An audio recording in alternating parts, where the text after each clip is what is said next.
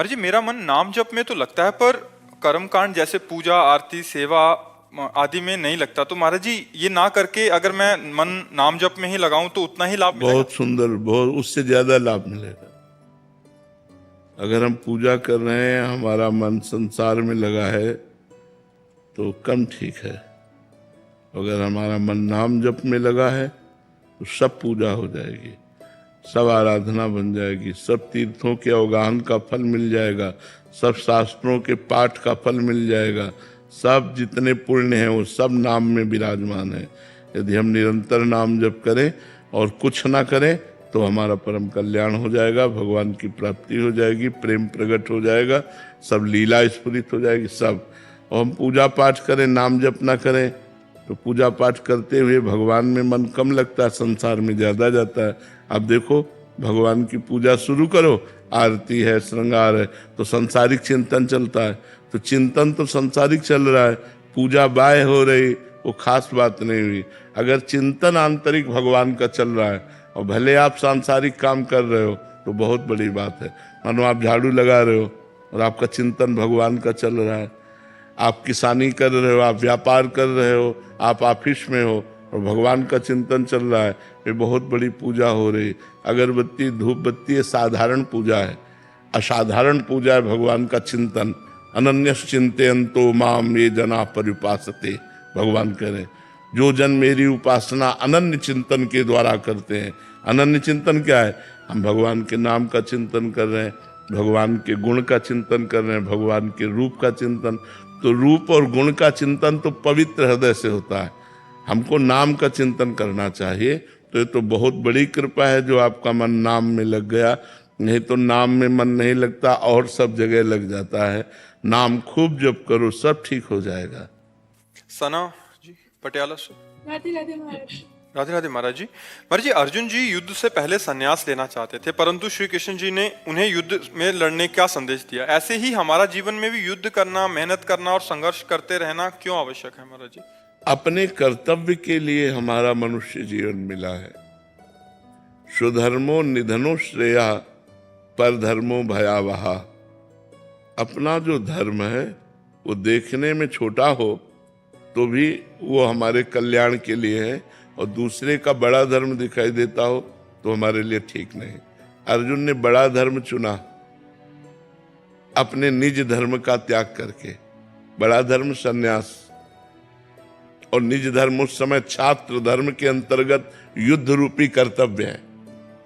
तो भगवान ने कहा अपने निज धर्म को स्वीकार करो, संन्यास नहीं। समय है, अगर आपका सारा निज धर्म का कार्य पूर्ण हो गया है तो आप संन्यास ले लीजिए, और अगर निज धर्म का कार्य है तो संन्यास से श्रेष्ठ है निज धर्म। स्वधर्मो निधनो श्रेया परधर्मो भयावहा। स्वधर्म जो इस समय धर्मयुक्त कर्तव्य आया है वो है युद्ध। तो युद्ध का कार्य भगवान ने अर्जुन को करने को कहा, लेकिन कैसे कहा? भगवान ने कहा सर्वदा सर्वकालेषु माम निस्मर युद्ध च, मेरा स्मरण करते हुए युद्ध करो। ऐसे ही आप पढ़ाई है, डॉक्टरी है, मास्टरी है, वकालत है, जिसको जो मिला हुआ है वो भगवान का नाम स्मरण करते हुए पूजा मान करके करो, तो आपको उसी से भगवत प्राप्ति हो जाएगी। अलग से अगरबत्ती जलाने की जरूरत नहीं पड़ेगी। आप विश्वास करो, आप जो कर्म कर रहे हो ईमानदारी से करो, सच्चाई से करो, भगवान के लिए करो और नाम स्मरण करते हुए करो। देखो आपको भगवत प्राप्ति होती है कि नहीं, जो कर्म कर रहे हो। देखो हम आपको संतों की महिमा बताते हैं। श्री रैदास जी का नाम सुना होगा आपने, बड़े महान संत हुए हैं और गृहस्थ थे।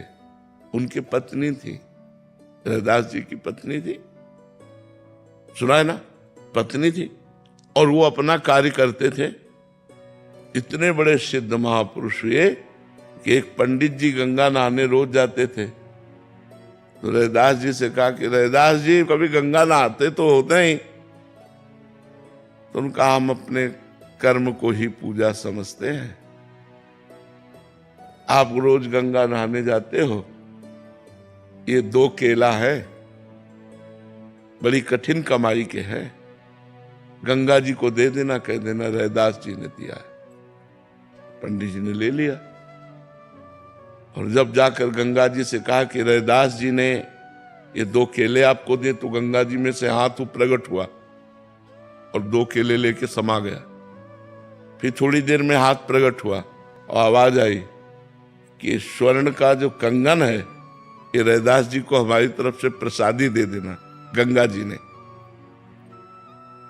अब पंडित जी ने देखा आसपास तो कोई है नहीं और इतना कीमती कंगन रैदास जी को कहां से, तो वो दूसरी गली से चले तो खड़े हो गए रैदास जी के सामने जाके।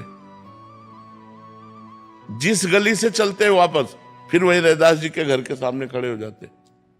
चमत्कार ये महापुरुष का कि गंगा जी ने कंगन दिया तो जिस गली से चलते घूम करके अपने घर के लिए वो पहुंच जाते रैदास जी के दरवाजे।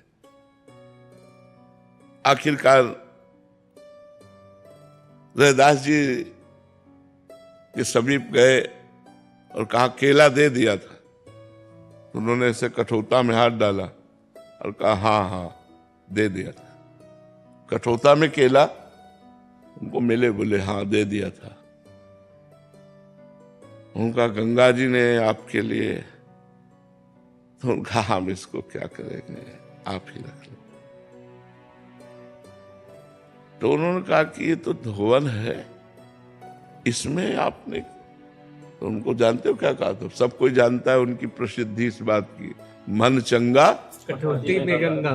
हाँ, तुम्हारे मन में कंगन की बेईमानी आ गई और कहाँ कहाँ घूमते हुए ऐसे भटकते हुए फिर यहीं आते रहे। मन चंगा तो कठौती, अपना कार्य करते हुए बड़े बड़े सिद्धों को उसी कठौते के जल से फेल कर दिया। बड़े बड़े सिद्धों, इतना चमत्कार था कठौते के जल में कि सब सिद्धियों का ज्ञान।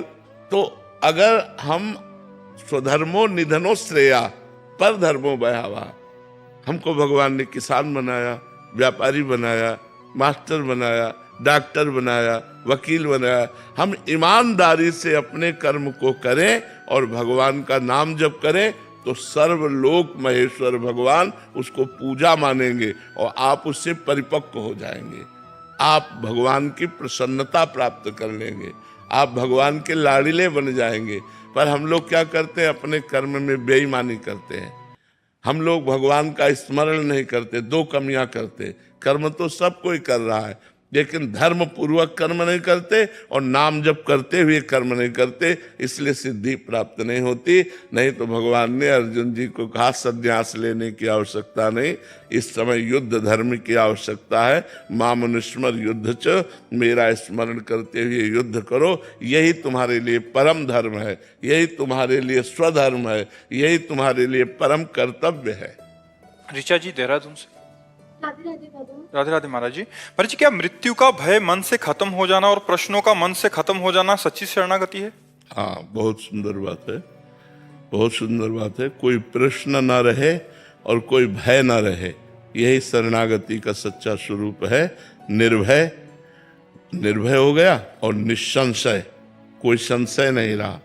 तो ये शरणागति तब पुष्ट होगी जब आपके हृदय में निरंतर नाम चल रहा है। अगर भगवान का चिंतन नहीं चल रहा तो बहुत लोग भय रहित हैं मृत्यु से और उनको कोई भागवती के सांसारिक कोई प्रश्न नहीं है। तो प्रश्न ना होना और भय ना होना, ये 2 जगह भी हो सकते हैं, एक घोर पापी में भी हो सकते हैं। तो मृत्यु का भय और संशय, ये दोनों बाहरी लक्षण है। आंतरिक लक्षण है भगवत चिंतन। तभी शरणागत पुष्ट माना जाएगा जब उसका भगवान का तैल धारावत अव्यावृत भजनात् तन्मयाहा, भगवान के चिंतन से उसका मृत्यु का भय खत्म हो चुका है। अब कोई प्रश्न नहीं रह गया, चित्त समाधान को प्राप्त हो गया है, हर समय एक आनंद की लहर उठ रही है। ये शरणागति की बात। शरणागति भगवत चिंतन पर है। अनन्य चेता, वो नित्य युक्त योगी जो निरंतर मेरा चिंतन कर रहा है। खास बात चिंतन है, खास बात भजन है। अगर चिंतन हो रहा है, भजन हो रहा है, कोई संशय नहीं, कोई प्रश्न नहीं, कोई भय नहीं, वो काफी ऊंचाई पर चढ़ चुका है। लेकिन कोई संशय नहीं, कोई भय नहीं, भगवत चिंतन नहीं हो रहा, ये कोई खास बात नहीं, ये कोई खास बात नहीं।